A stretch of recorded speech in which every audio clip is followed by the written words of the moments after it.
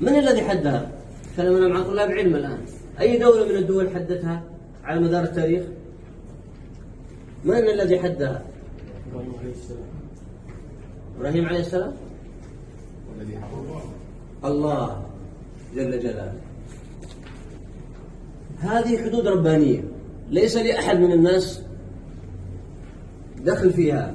كان جبريل عليه السلام ينزل ويقول لإبراهيم ضع الحد هنا، وإبراهيم يجعل العلم أو الحد يحده بناء على كلام جبريل وحي من الله سبحانه وتعالى. طبعا هذه لاحظ خريطة بهذه التعرجات. كم حد الآن موجود ثابت؟ كم علم عندنا موجود؟ طبعا في عهد إبراهيم وضع هذه الأنصاب أو الأعلام، ثم جددت على مدار التاريخ إلى أن جددها قصي، ثم جددت في عهد النبي صلى الله عليه وسلم، ثم في عهد عمر، ثم تدرجت في التاريخ إلى أن جددت في عهد الملك فهد. خرجت لجنة شرعية وعملت الحدود. الأعلام الموجودة الآن الثابتة 1104 علم، ولذلك جاءت هذه كل التعرجات بناء على هذه الحدود. إذن عندي 1104. طيب ما الفرق يا أخوان؟ لماذا جاءت هذه الدقة بهذه العلام؟ تعال هنا لتستشعر الفرق الكبير، وقارن بين هنا وهنا. هنا الصلاة بكم؟ صلاة واحدة. وهنا الصلاة بكم؟ 100,000 صلاة. 1000 المدينة عندكم، 1000 في المسجد النبوي، و500 في المسجد الأقصى، وهنا 100,000. أخواني ما معنى 100,000 صلاة؟ يعني 55 سنة و6 أشهر وليالي، كأنك عشتها في فرض واحد تصلي.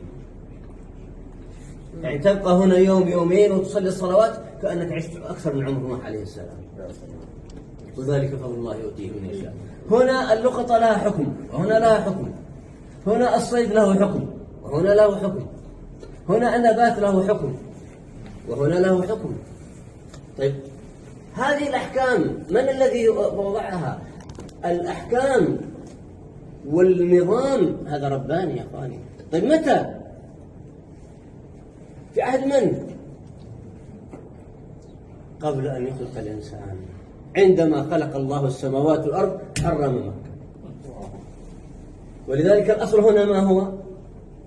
الأصل هنا الحرمة إلا ما أحله الله، والأصل هنا الحل إلا ما حرمه الله. فلذلك أنت في مكان هنا تكون حذر جدا. كيف أجني من هذه الخيرات والبركات والثمرات والخصائص والعمل، وكيف أكون حذر حتى لا أغضب الله في بلد الله الحرام في محمية الرحمن. كثير من الناس يسكن مكة ويأتي إلى مكة لا يستشعر هذه العظمة. هذا البيت يقول الرسول صلى الله عليه وسلم استمتعوا بهذا البيت، فقد هدم مرتين ويرفع في الثالثة. متى يرفع هذا البيت؟ متى يهدم؟ متى يسلط عليه ذلك الرجل فيهدمه حجرا حجرا؟ عندما لا يكون هناك طواف وتعظيم. وعندما يبقى التعظيم والطواف قائم يبقى هذا البيت. وهذا البيت بإزائه السماء، في كل سماء بيت ويطوف به الملائكة، ونفس المسافة هذه بإزائها إلى عرش الرحمن كما يقول الصحابي الجليل، نفس المساحة إلى أن تصل عرش الرحمن. إذن قضية ليست عادية، قضية فيها يعني تحتاج الإنسان يتأمل. ومن سكن هذا ينبغي أن يستشعر هذه العظمة وهذه المكانة لهذه البقعة المباركة. نكمل حديثنا إن شاء الله هناك في بعض